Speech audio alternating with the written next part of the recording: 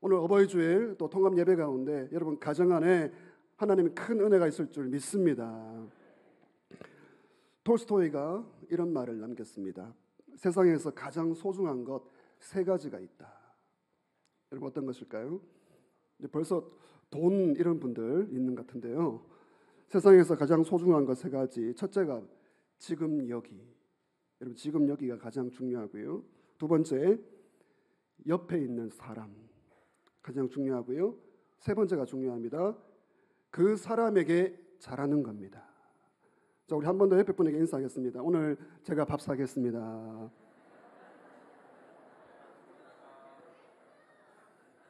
아유, 목사님 오늘 주일인데 또 밥 사라 그러시는 그렇게 생각하시는 분 두 분이 계시는데 내일부터 주중에 섬기시기를 바랍니다.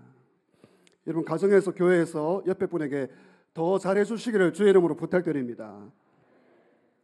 어떤 성도님이 말 한 마리를 사서 말 훈련을 시켰습니다. 그래서 이 말에게 이 말이 앞으로 나아갈 때 이리야 이리야 이렇게 해서 훈련시키지 않고 할렐루야 이렇게 했습니다. 할렐루야 할렐루야 하면서 말을 훈련시키는 거죠. 그리고 말이 멈출 때는 워워 이게 아니고요. 아멘 아멘 하면서 아주 신앙적으로 훈련을 시켰습니다. 그래서 할렐루야 아멘 훈련이 잘 되어가지고 이제 초원을 막 달려나가는 거예요. 할렐루야 할렐루야 하면서 말이 엄청 빠른 속도로 달리면서 기분이 너무 좋았습니다. 근데 순간 할렐루야 할렐루야 하다가 보니까 멈추는 말을 까먹어버린 거예요. 어느 순간 막 달리다가 보니까 낭떠러지 앞에 와 있는 거예요. 그래서 이 사람이 어떻게 하냐 그러면서 할 수 없이 평소대로 아유 기도나 하고 죽자 이런 마음으로 하나님께 달리는 말 위에서 기도를 한 거죠. 하나님 제 영혼을 하나님께 부탁드립니다. 예수님의 이름으로 기도합니다. 아멘. 아멘 잘하시네요. 아멘 하는 순간 이 말이 그 낭떠러지 앞에서 딱 멈추게 된 줄 믿습니다. 근데 어떤 일이 일어났을까요? 이 사람이 자기 생명을 구해주신 하나님께 너무 감사해서 할렐루야. 그 이후에는 제가 설명을 드리지 않겠습니다. 한번 따라하시죠. 할렐루야. 여러분 가정 안에 하나님을 찬양하는 일들이 많아지기를 주의 이름으로 축원합니다. 5월 가정의 달 사랑의 달입니다. 오늘 설교 제목입니다. 여러분의 가정은 안녕하십니까? 여러분의 가정은 건강하십니까? 여러분의 가정은 평안하십니까? 여러분 이 시대에 사탄은 일하고 있습니다. 사탄은 공격을 하는데 가정을 공격하고 있습니다. 가정을 공격하면 가정으로 말미암아 사회와 나라가 무너지기 때문에 병들기 때문에 사탄은 가정을 공격하고 있습니다. 그러므로 오늘 우리에게 중요한 숙제가 주어져 있습니다. 어떻게 하면 아름다운 가정, 믿음의 가정을 세워서 우리 다음 세대에게 물려줄까? 이것이 우리의 숙제이죠. 여러분 아름다운 가정을 세워가는 네 가지 기둥이 있습니다. 그림을 보겠습니다. 네 가지 기둥. 이 네 가지 기둥이 잘 세워져야지 건강한 가정, 행복한 가정, 믿음의 가정이 되는 것이죠.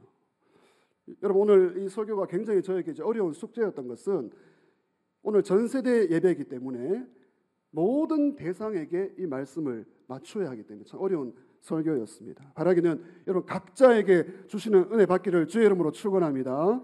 자, 첫 번째 기둥, 건강한 가정, 믿음의 가정을 세우는 첫 번째 기둥은 바로 아내입니다. 여러분 어떤 아내일까요? 남편을 진심으로 존경하는 아내로 말미암아 가정이 건강하게 세워지게 됩니다. 22절 말씀입니다. 아내들이여 자기 남편에게 복종하기를 주께 하듯 하라. 여러분 여기 복종을 순종으로 읽으셔도 되겠습니다. 여러분 복종은 순종은 계급적인 의미가 아니에요. 가정의 질서를 말하고 있습니다. 남편을 가장으로 인정하고 진심으로 존경하라는 의미인 것이죠. 23절 보시면 왜 그렇습니까? 남편이 아내의 머리가 되기 때문이다. 그리스도께서 교회의 머리가 되는 것처럼 남편은 아내의 머리이다. 여러분 이 말은 아내가 뭐 열등하다, 여자가 부족하다 그런 말이 아닙니다. 아내가 남편의 머리됨, 리더십을 세워주고 인정하라는 뜻입니다. 그래서 아내는 남편이 결정을 잘할 수 있도록 지지해주고요, 코칭을 해주고 기도해주는 역할이 너무나 중요합니다. 여러분, 가정에서 엄마가 이 아빠에게 순종을 실천하는 가정은 잘 보십시오. 자녀가 부모에게 순종하게 되어 있습니다. 순종의 영이 흐르기 때문이죠. 여러분, 가정 안에 순종의 영이 흐르고요, 불순종의 영이 흐르고 있습니다. 오늘 이것은 우리 아내와 남편, 부모의 책임인 것입니다. 남편을 향한 순종이 곧 주님의 뜻입니다. 남편에 대한 순종은 주님께 대한 순종이 되는 것이죠. 그러므로 믿음의 아내, 성숙한 아내는 남편에게 순종할 수가 있습니다. 네, 지금 아내들의 표정이 굉장히 좋지 않습니다. 순종할 게 있어야 순종하지. 여러분, 주님의 말씀으로 받으시기를 바랍니다. 베드로전서 3장 1절 2절 같이 읽겠습니다. 시작. 아내들아, 이와 같이 자기 남편에게 순종하라. 이는 혹 말씀을 순종하지 않는 자라도 말로 말미암지 않고 그 아내의 행실로 말미암아 구원을 받게 하려 함이니 너희의 두려워하며 정결한 행실을 봄이라. 아멘. 베드로는 부탁합니다. 아내의 순종하는 태도, 순종의 성품, 순종의 태도로 말미암아 남편을 구원하고 남편을 주님께로 인도할 수 있다. 그렇게 아내의 순종이 중요하다는 것이죠. 여러분, 말보다 행동이 더 크게 말합니다. 말은 잘해요. 근데 말보다 행동이 더 크게 말하는 것이죠. 말보다 순종의 행동이 가정 안에서, 직장 안에서 감동을 주는 것입니다. 자, 두 번째, 그러면 건강한 가정, 믿음의 가정을 세워가는 둘째 기능은 이제 남편입니다. 우리 남편은 어떻게 해야 되겠습니까? 한번 읽어보시죠. 아내를 마음 다해 사랑하는 남편, 중요한 기둥입니다. 남편에 대하여 순종하는 기둥을 세우고요, 그리고 남편은 아내를 사랑하는 기둥이 세워질 때 건강한 가정, 믿음의 가정이 되는 것이죠. 여러분, 질문하고 싶습니다. 남편에게 순종하라, 이 아내의 명령과 또 아내를 사랑하라, 이 남편에게 주는 명령, 이 두 가지 명령 중에 어디가 더 무거운 명령일까요? 어떤 명령이 더 어려운 명령일까요? 여러분, 어디라고 생각하십니까? 저는 남편이 더 어렵다고 생각합니다. 여러분, 왜 그렇습니까? 오늘 본문을 보시면 예수님이 교회를 사랑하신 것처럼 남편들은 아내를 사랑하라. 여러분, 예수님이 교회를 어떻게 사랑하셨습니까? 예수님이 교회를 따라하시죠. 죽기까지. 교회를 죽기까지 사랑하셨기 때문에 이 남편이 아내를 사랑할 때 죽기까지 자신을 다 내어주며 희생하며 사랑해야 되는데, 여러분, 이거 얼마나 어려운 것입니까? 아내를 죽기까지 사랑하는 것, 이것이 남편의 책임인 것입니다. 이제 아내들의 표정이 조금 밝아졌습니다. 네. 여러분, 남편은 아내와 가족 위에서 군림하는 사람이 아니에요. 죄송합니다. 제일 보기 싫은 게 어디 공적인 자리에서 아내에게 이래라 저래라 이래라 저래라. 여러분, 아내는 그런 존재가 아니에요. 매튜엘리가 이런 말을 했습니다. 유명한 말이죠. 여러분 다 들어보셨을 것 같은데 같이 한번 천천히 읽어보겠습니다. 시작. 하나님께서 남자 갈비뼈로 여자를 만든 데는 깊은 뜻이 있다. 남자의 발로 만들지 않은 것은 짓밟히지 않도록 하심이고 옆구리로 만든 것은 나란히 동등하라 하신 것이며 팔 아래 있는 것으로 만든 뜻은 보호받으라고 심장 옆의 것으로 만드신 것은 사랑받아야 한다는 뜻이셨다. 여러분, 아내는 이런 존재입니다. 짓밟혀서는 안 되고요, 동등하고요, 보호받아야 되고요, 사랑받아야 되는데 이게 남편의 역할이라는 것이죠. 여러분, 건강한 가정, 행복한 가정, 믿음의 가정을 세워가기 위하여 이 부부의 사이, 부부의 관계가 굉장히 중요합니다. 여러분, 아내는 남편을 존경하고요, 순종하시기를 주의 이름으로 부탁드립니다. 네, 아멘이 안 큽니다. 또 우리 남편은 아내를 죽기까지 사랑하시기를 주의 이름으로 부탁드립니다. 네, 우리 아내들이 아멘합니다. 여러분, 사실 이것은요, 동전의 양면이죠. 뭐 아내가 이래라, 남편이 이래라 요구할 것이 아니라 동전의 양면입니다. 무슨 말입니까? 각자가 각자의 일을 먼저 헌신하는 거죠. 남편으로서, 아내로서 사랑과 순종의 기둥을 가정 안에 세워가야 하는 것입니다. 여러분, 성경이 말하는 결혼 생활의 핵심이 무엇이죠? 부부가 한 몸을 이루는 것입니다. 이 한 몸을 이룬다는 것은 친밀한 연합입니다. 부부 사이에는 아무도 끼어들 수가 없어요. 다른 사람 부부에 대하여 이래라 저래라 말할 수 없습니다. 한 몸을 이루어가는 것, 친밀한 연합을 이루어갈 때 건강한 가정이 세워지게 됩니다. 그래서 부부는 세 가지 중요한 연합이 있습니다. 하나님이 부부에게 주신 육체의 연합이 있습니다. 너무나 중요하고요. 정서의 연합, 이걸 이루어가야 되고요. 가장 중요한 영적인 연합이 이루어질 때 건강한 부부 사이가 되는 것이죠. 오늘 이렇게 부부가 또 우리 가정이 전 세대가 함께 예배드리는 게 지금 영적으로 하나가 되는 친밀해지는 시간입니다. 이 부부 사이에 집에서 잠을 자는 것을 보면 아주 사이가 어떤지, 친밀한지 안 좋은지를 알 수 있다는 그런 이야기가 있습니다. 자, 30대 부부는 마주보고 자고요. 40대 부부는 천장을 보고 자고요. 50대 부부는 등 돌리고 자고요. 60대 부부는 각 방에서 자고요. 70대 부부는 서로 어디서 자는지 모른다고 합니다. 그리고 80대 부부는 어디서 자는지 알고 싶지 않다고 합니다.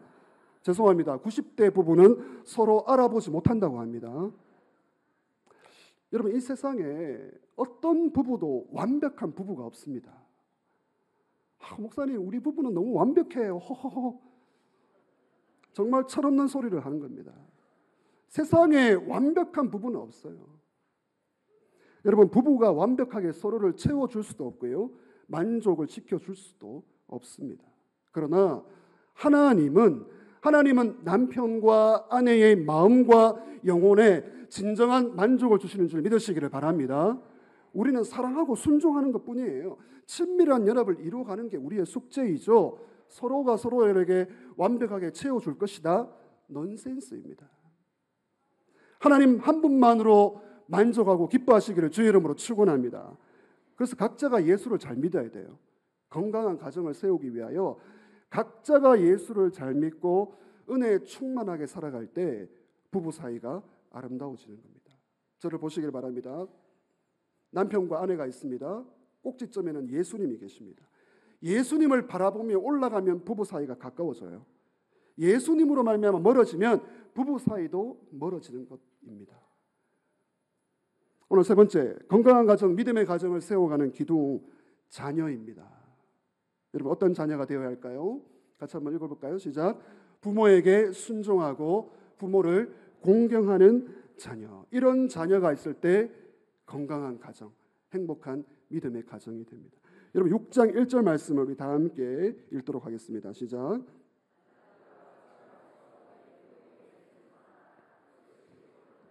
따라하시죠. 부모에게 순종하라. 어떤 부모인가를 말하지 않아요. 그냥 부모에게 순종하라 명령하고 있고요. 마지막에 덧붙이고 있습니다. 어떻게 덧붙입니까? 이것이 옳으니라.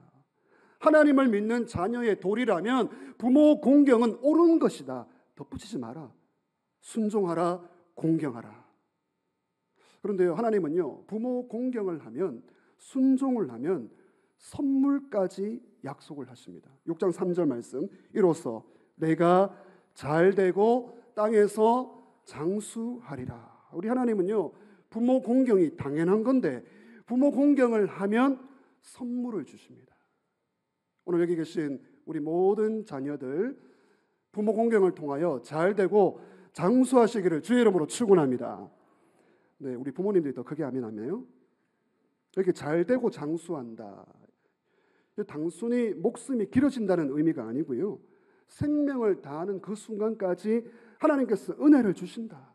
그리고 하나님께서 약속한 그 날 가운데 풍성하게 살아간다. 이런 축복의 말씀입니다. 다시 한 번 더 부탁드립니다. 돌아가신 부모가 아니고요.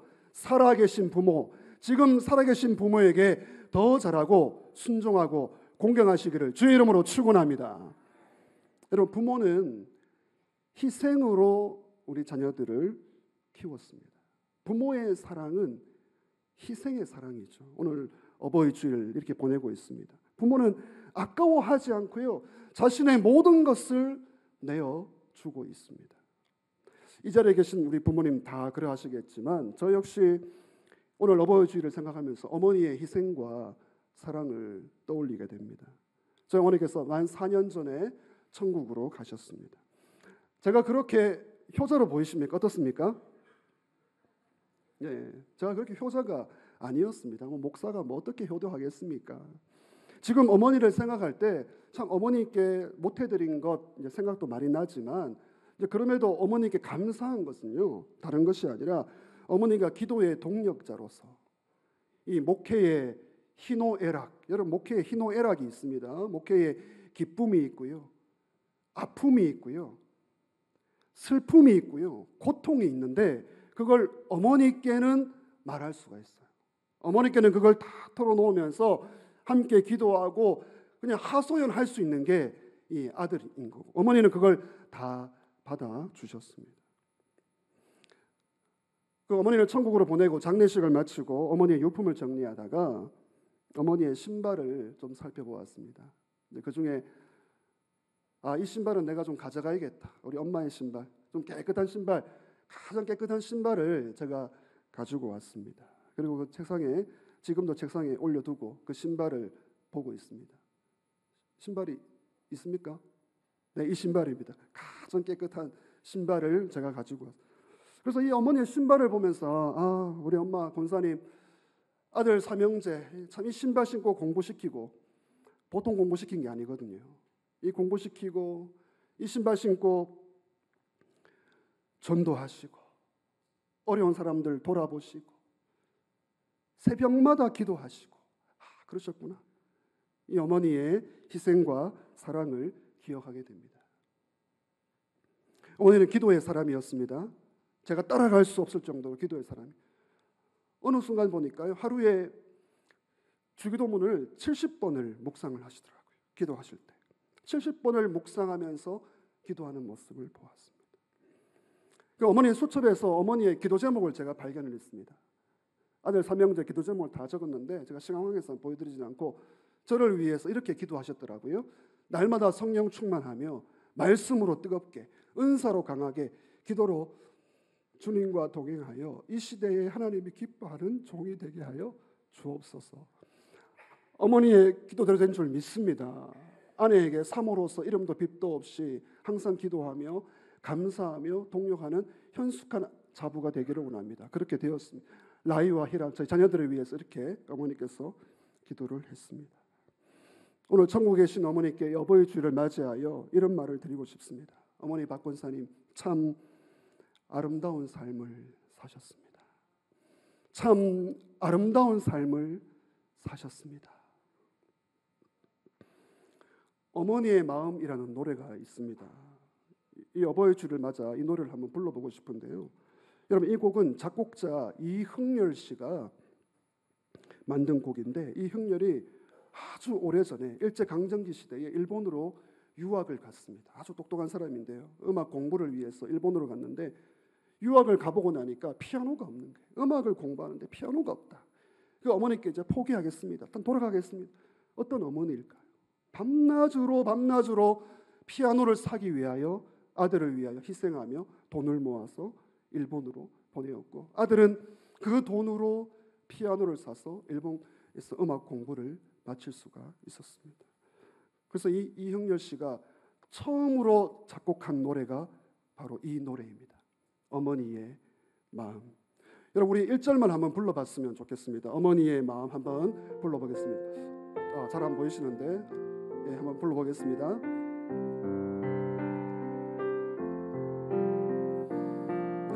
실죄 괴로 다 잊으시고 이를 제바 주로 애쓰는 마음, 진자리 마른 자리, 진자 마른 자리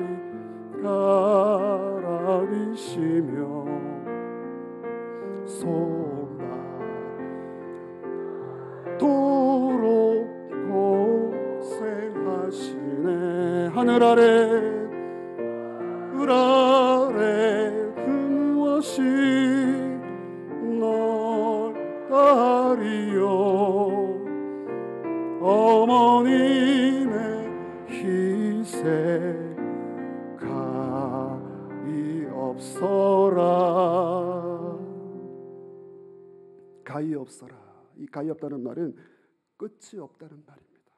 부모님의 희생과 사랑은 끝이 없다.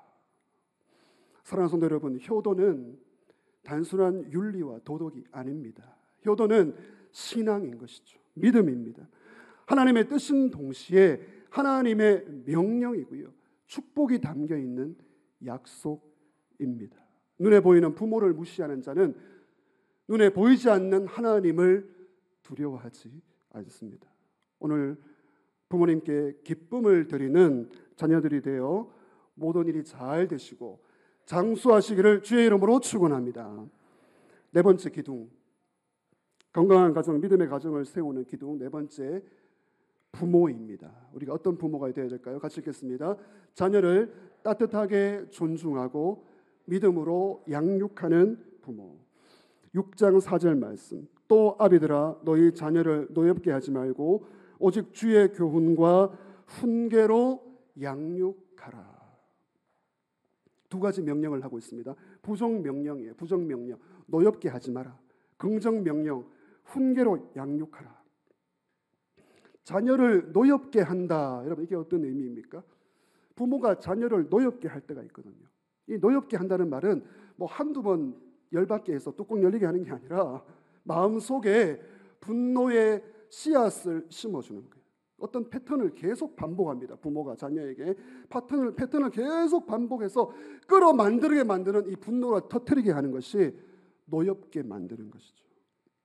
그래서 우리 부모님들은요, 저도 부모이지만 우리 자녀들에게 미안하다, 정말 미안하다, 진실로 고백을 해야 합니다. 존 메가더 박사는 부모가 자녀를 노엽게 하는 경우가 8가지가 있다. 와, 여러분 많지 않습니까? 제가 깜짝 놀랐습니다. 부모가 자녀를 노엽게 하는 경우 8가지가 있는데 8가지 다 소개해드리지 않고요, 한 가지만 소개하고 싶습니다. 부모가 자녀에게 지나치게 성취를 강요할 때 상처를 심어주고요, 노엽게 만들게 됩니다. 여러분, 물론 부모로서 자녀에게 성취를 요구할 수 있습니다. 자녀는 그런 과정을 통과해야 돼요. 공부에서나 직업에서나 직장에서나 성취를 이루어야 합니다. 너 마음대로 살아라, 하고 싶은 대로 살아라. 부모가 그렇게 할 수가 없죠. 그런데 압박을 너무나 심하게 주는 거예요. 부모가 압박을 너무나 심하게 주어서 마음을 무너지게 합니다. 여러분, 어떤 청년이 있었습니다. 어떤 청년이 정신병원에 입원하게 되었어요. 긴장성 쇼크가 와서 충격 가운데 쓰러지게 되었습니다. 이 부모가 계속 이 아이를 몰아붙이는 거예요. 너는 공부도 1등, 얼굴도 1등, 뭐 하는 것마다 1등 해라. 이제 부모가 몰아붙입니다. 근데 이 청년이 또 다 잘했어요. 공부도 1등, 뭐 인물도 좋고요, 모델도 하고요, 뭐 대단한 청년입니다. 그런데 어느 순간입니다. 이게 딱 쌓이다가 어느 순간 쇼크가 와서 정신적으로 무너지고 말았습니다. 이런 글을 남겼습니다. 이제 나는 내가 무엇을 하든지 신경 쓰지 않습니다. 어차피 절대로 엄마를 만족시키지 못할 때니까요. 여러분, 부모에게 이런 칭찬이나 격려를 받지 못한 자녀들이 불행합니다. 늘 지적만 받았거든요. 애가 이렇게 말합니다. 엄마, 나 이번에 시험에서 국어 100점 맞았어요. 여러분 같으면 어떻게 하겠습니까? 이런 부모가 말합니다. 너 이번에 100점이 몇 명이니? 이번 시험이 뭐 쉬웠냐 봐? 네. 하면 자녀의 길을 꺾어버리는 거죠. 여러분, 우리 어른들 중에서도 살아온 배경이 그래서 남에게 칭찬 한마디 못하는 사람이 있습니다. 수고했습니다, 좋았습니다, 늘 지적만 해요. 자라온 배경이 그렇습니다. 부모에게 칭찬이나 격려를 받지 못했어요. 수고했습니다, 고맙습니다, 너무 좋았, 말하지 못합니다. 너무 안타까워요. 여러분, 자녀는 우리 부모의 소유물이 아닙니다. 물론 내가 내 배가 아파서 내가 낳은 자녀이지만 내 자녀이지만 오히려 하나님께서 맡겨주신 하나님의 자녀인 줄 믿습니다. 내 자녀가 엄밀히 말하면 아닌 거죠. 그러므로 여러분, 우리가 사랑하는 우리의 자녀 손들이 아버지라고 불러야 될 사람은 저와 여러분이 아니고 하늘에 계신 하나님 아버지 한 분밖에 없습니다. 참 부모는 하나님이신 것이죠. 긍정 명령입니다. 자녀를 어떻게 하라고요? 주의 교훈과 훈계로 양육하라 권면하고 있습니다. 그러니까 부모 뜻대로 자녀를 양육하면 양육이 아니라 사육이 됩니다. 우리 부모들은요, 내가 양육을 잘한다고 생각하는데 사육을 할 때가 있어요. 사육이 아닙니다. 양육을 해. 하나님 뜻대로 말씀의 가치관을 심어주면서 자녀를 양육을 해야 하는 것이죠. 중요한 것이 바로 이것입니다. 우리 부모가 부족하지만, 저도 부모이지만 부족하지만 기도하는 모습을 자녀들에게 남겨야 됩니다.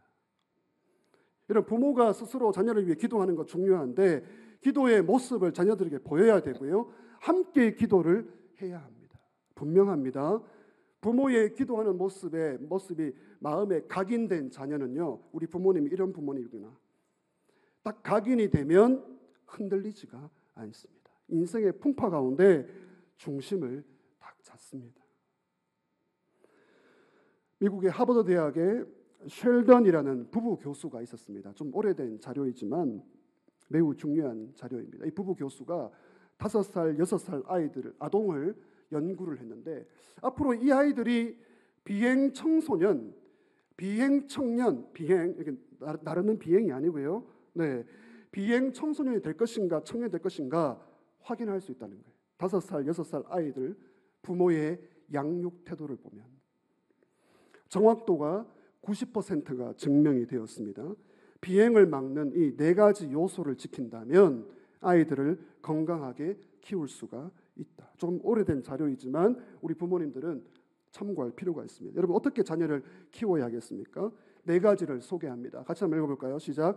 아버지가 자녀를 확고하고 공정하며 일관되게 훈육한다. 2번째 시작. 어머니가 낮 동안 자녀를 감독하고 자녀의 친구가 되어준다. 3째 시작. 부모가 서로에게 그리고 자녀들에게 애정을 보인다. 4째, 가족 모두가 참여하는 활동을 하며 함께 시간을 보낸다. 여러분 어떻습니까? 오늘 우리 부모님들, 우리 자녀들이 믿음 안에서 잘 자랄 수 있도록 믿음의 울타리가 되어주시기를 주의 이름으로 부탁드립니다. 여러분, 우리 자녀의 신앙 교육은요, 교회가 책임지는 게 아닙니다. 원래 주일학교라는 개념이 없었어요. 주일학교는 필요에 의해서 생겨난 것이고요. 자녀의 신앙 교육은 부모가 책임지는 것입니다. 부모가 신앙 교육의 1차적인 책임자인 것이죠. 그러나 여러분, 현실적으로 우리 부모님들은요, 우리 자녀에 대하여 아무도 큰 소리 칠 수가 없습니다. 우리 자녀가 이렇다, 내 자녀가 이렇다라고 말할 수가 없습니다. 우리의 힘으로 양육을 할 수가 없기 때문이죠.